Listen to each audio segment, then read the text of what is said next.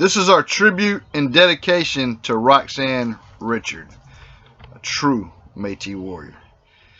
So Métis warrior broke the story of the missing database and artifacts back in November 2018. APTN and CBC refused to cover the story. Roxanne had reached out to APTN and they did not give her the time of day. She was trying to report the missing database and the missing artifacts. We were the only ones that would listen to Roxanne, and what you're about to hear is her interview. We've been on the case for 2 years in search of these items.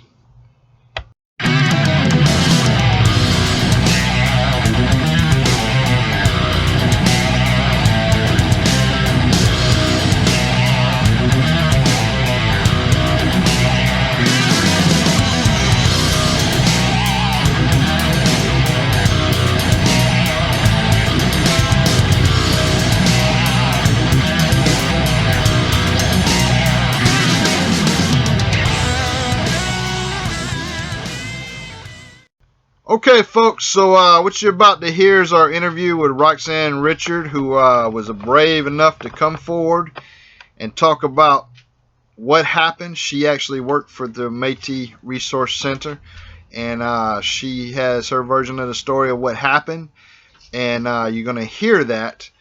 And this show originally aired November 14th, 2018, and ever since then we've been really making some headway on finding out a lot of information about what happened with the missing database and the artifacts, but there has been a recent update.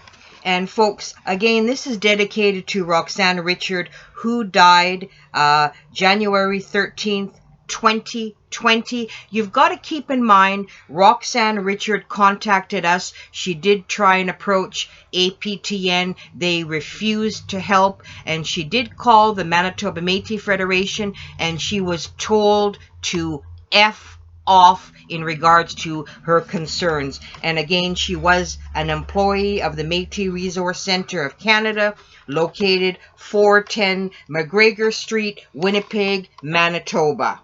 So you're going to hear it right from her own words. So folks, again, the Resource Centre closed, and the Métis database went missing, along with many artifacts. And in recent news, there was an artifact that was recovered, and it said that the Facebook seller had gotten them from an abandoned storage locker, folks. Yeah, and so again, since our accounts got hacked a few months ago, so we've been rebuilding a lot of our stuff. So a lot of people that are new to our channel may not be aware that we've had several shows concerning this, and so we are the ones that have been actively fighting to recover the missing database and the missing artifacts. And so, yeah, it's been us, Métis warriors. Everybody else actually turned their head, wouldn't even listen. But yeah, we did listen. I also want our listeners to know that in 2018, we ourselves approached APTN about this story, and they were not interested at all in covering this story back in 2018, folks. They've never really been interested in covering the corruption in the West. That's why we had to form in the first place, because CBC or APTN seems to have been bought and paid for. That's the way that we see it. And so they've neglected to cover the corruption in the West. However, since we made a lot of traction, it seems like they said, oh, yeah, maybe we should do that now.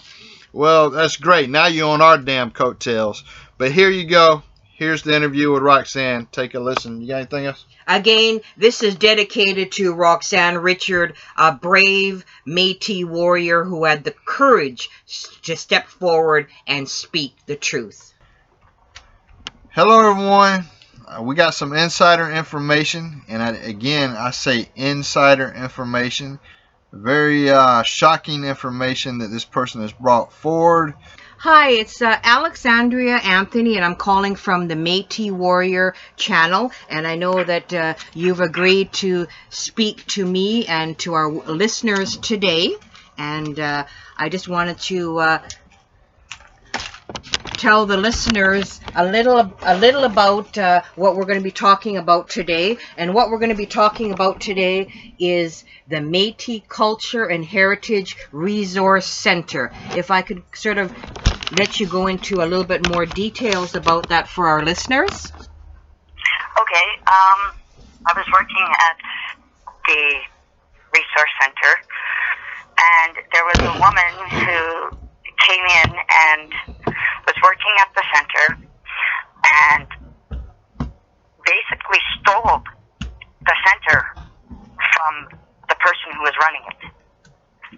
Wow. And took all the information, all the personal papers, and all the copies of birth certificates, baptism certificates, social insurance numbers, anything we gathered. She took all that information.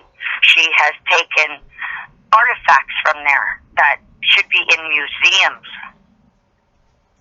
And she was running the resource center somewhere else and using the database that was stolen from the resource center to do this. Wow. So is that the same, is that the resource center that was located, was that the time frame when it was located at 410 McGregor Street? Yes, it is. Because I know at one point that you were, the resource center was in the Exchange District, and then you then it moved towards again 410 McGregor, and it was right beside the office actually where I got my Metis card, which is kind of chilling. Yes. And next door. That's right. So it's basically at that time the Métis Culture and Historical Resource Centre was founded in 1995, and it's a non-profit organization. And I'm going to read sort of the mission statement, and maybe you can correct me. It was an organization dedicated to the preservation, restoration, and promotion of Métis history, and it also providing an affordable genealogical service. Yeah. And they thought, you know, what a great idea. You could apply for your card and just go right next door and get your genealogy done at a very, very affordable price as well. Yes. What happened? I know you went into a little bit how, because I know in 2014 there was a petition that was done that the center was short on funds, and at one time so short that if emergency funding was not in place by June 2014, the center would close. That's when she came in and told us, I can save the center, and did all the paperwork to have it all put into 3 of our names. And then next thing we knew, the 2 of us were taken off somehow, and she had sole proprietorship of the company. Wow, so this was a company that prior to this individual coming into the forefront, you were running it. I can't hear you, sorry. So this individual just came sort of out of nowhere? Was she working at the center before? No, what had happened was she is a self-proclaimed Métis and was funded by the Métis to go to school, and she graduated and then came back and started working at the center. So she was almost like doing some kind of a job center or a kind of job placement after you've gone through schooling. And I find it shocking that she would get all that funding from the Manitoba Metis Federation. The Manitoba Metis Federation gave her $3,000-something after the fact this happened. Wow.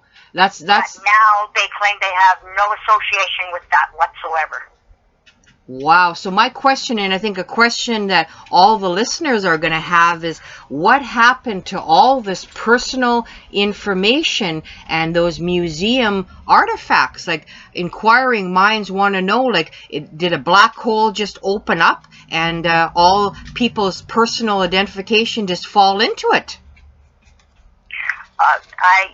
What I would say is call MMF and ask them where your information is, because a lot of the people were sent there from the MMF.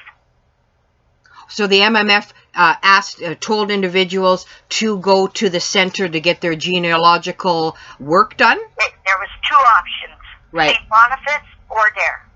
Wow, so when people were, let me just sort of put this in perspective for our listeners. So when people were going to apply for their Metis card, the Manitoba Metis Federation gave you at that particular time two options, either go to St. Boniface or they could at that particular time go to the Metis Culture and Heritage Resource Centre, and they would accept the genealogy done there as well. Okay, and then what I find as well is, because I know CBC did an interview in 2014, and I seen part of, they had the interview on social media about looking at some of the artifacts and all the services, because I know at one point there was also, you could buy sashes from there, jewelry from there. What happened to all that stuff? It actually, I was running the store part of it all. Right. And all my stuff that I had ordered and purchased to sell in the store is gone as well. So she took, on a Friday, the office was closed. I already was kind of back from the company a little bit. I wasn't so much involved at that point. I was still involved, and my name was supposed to still be on the papers and everything. But then on a Friday, she moved everything out of the building. The other employee the person who was running it, went on Monday, and everything was cleared out. It was empty. Wow. And she did not notify us that she was moving this anywhere. And then when she was asked where it was moved to, she was told, we were told, it's in a safe location. Wow. And then we heard that she was running the resource center out of Portage Avenue. And now, I just heard today, as a matter of fact, that she is now working out of a school in Winnipeg here somewhere. And a question that I would have too as well is that, I guess if people call the MMF, are they going to accept the genealogy, or what's happening with that? As far as I know, the genealogies that she's doing is not being accepted by MMF. So you're going to give her your hard-earned money, and the MMF is not going to accept all the genealogy work. That's right. So you're getting scammed, or you're going there for absolutely useless reasons. And my question to you is that, did anybody try and, what was the feedback that you got from the Manitoba Metis Federation when all this was going down? I actually was told to go fuck myself. Wow, that's good terminology. And how you doing? My name's Timothy, and my question that I ask is, who told you to do that? I can't remember his name. I was trying to get a hold of David Chartrand, and that's who they put me in contact with. And I was telling him what happened, and he told me that my little friend and myself could go fuck myself. Okay, my question too is because this lady, basically, it sounds like that y'all's resource center, originally the information was being accepted by the MMF, and then after she took all the database and all the historical items, now her work is not being accepted. Is that correct? That's correct. Okay. And one of the things that I heard, I don't think if we covered it yet or not, was this lady, she was previously in jail prior to this. Did we find that out or no? Yes, she herself had told us that she was incarcerated before, and that actually the police officer who arrested her comes back to check up on her periodically. Oh wow. Okay. Wow, very. You know what, I find this information so troublesome, so explosive, and so irresponsible for an organization that is all over social media saying that it's putting its Métis citizens first. I don't know what Métis citizens they're talking about, but certainly it's not people within the realm of the Manitoba Metis Federation. But just for the people listening out there to know, you are a Métis yourself. Oh, definitely. Okay, and to be told to go F yourself by the MMF, these are people who travel the world praying, and so that was not something that they portray, but we do know that that's how they treat the Métis people out there, and a lot of people do not know it. Yes. And I think if you're not in the inner circle, you don't get any benefits of being a Métis citizen with a card, because if you're not in a member of maybe the Chartrand family or one of his many ministers with all the travel perks and all that, you're really going to end up getting nothing, and you have to fight for scraps to try and get some educational funding for your children. And I think it's just a shame, and I'm hoping more people step forward, because Métis citizens have a right to know what is really going on behind closed doors. It is their right to know where money is going to, and where these leaders who always say they put their people first. And it's just shocking that this is happening. What baffled me in the first place was excuse me, my daughter was going to law school at the time, and we applied for funding through MMF, and we were rejected. She is an MMF member, but this woman who self-proclaimed actually got money to be funded to go to school. Wow, that is shocking, because you know what, a citizen of the MMF should have access to funding. They get millions and millions of dollars from the federal government. The people that are truly Métis citizen or members of the MMF should come first when the funding is divvied out for education. That is just shocking, and blows my mind that this woman who is allegedly self-identified would get that amount of funding and just like carte blanche from the MMF. Absolutely stunning. And we're going to encourage people to contact the Manitoba Metis Federation to find out where all their personal information is, SIN numbers, baptismal, all of this information that seems to just have vanished into thin air. And I would like to know, as a Métis citizen, where these items that truly belong in a museum, where they are.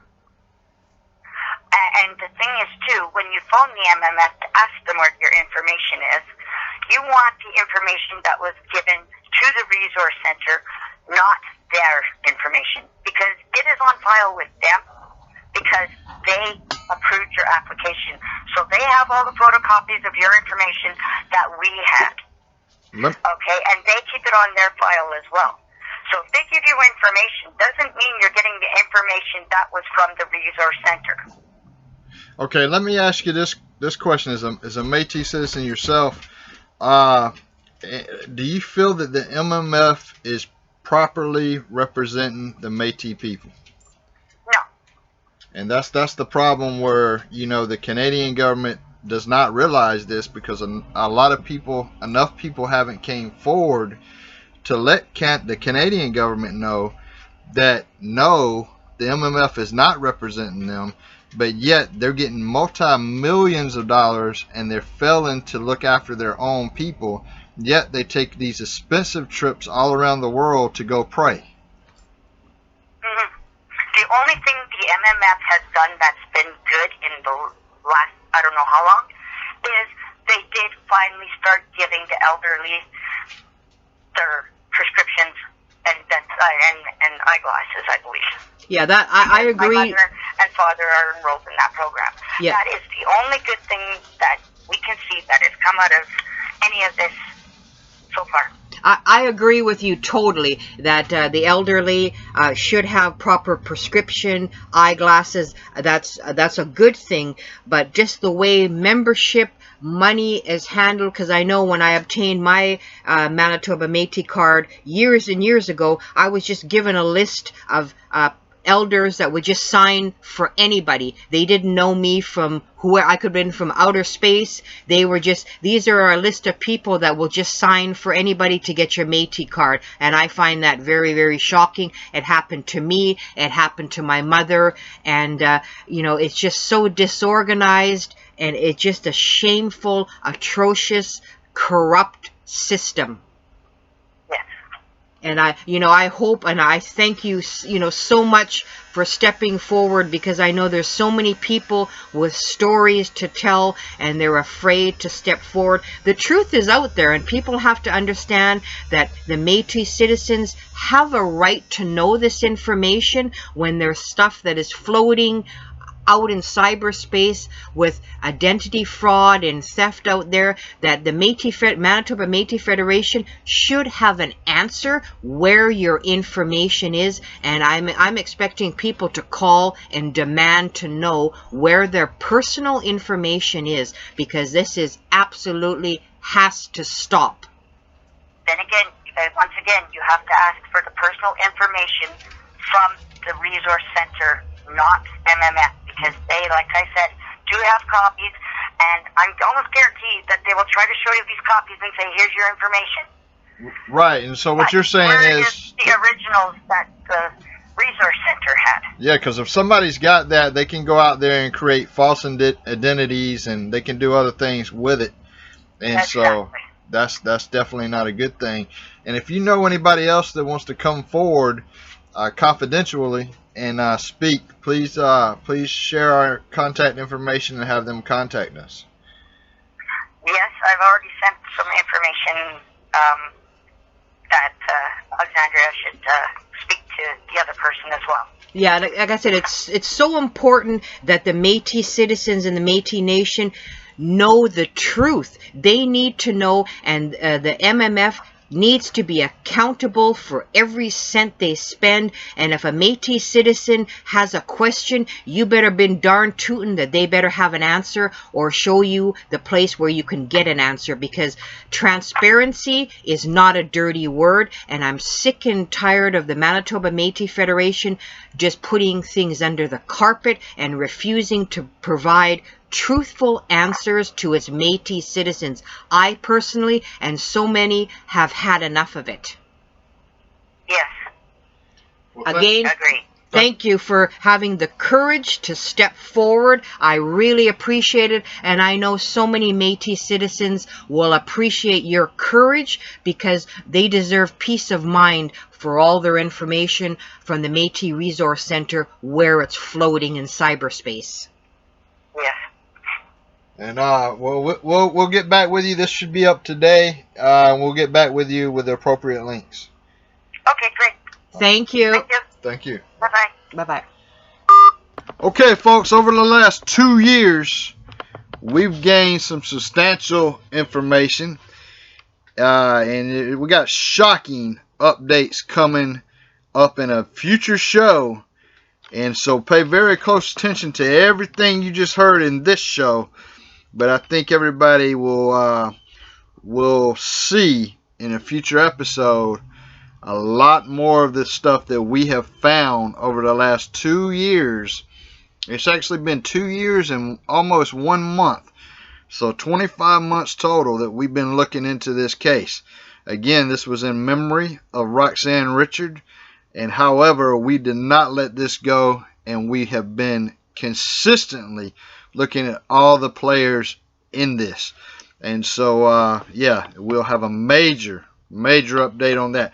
But if you have given your information to the Metis Resource Centre, and you just heard right there, it's definitely in jeopardy. Social numbers, birth certificates, etc. Everything's in jeopardy. If you haven't stolen identity, so it should be very concerning to you. However, we have been researching this relentlessly, and we will be bringing you an update.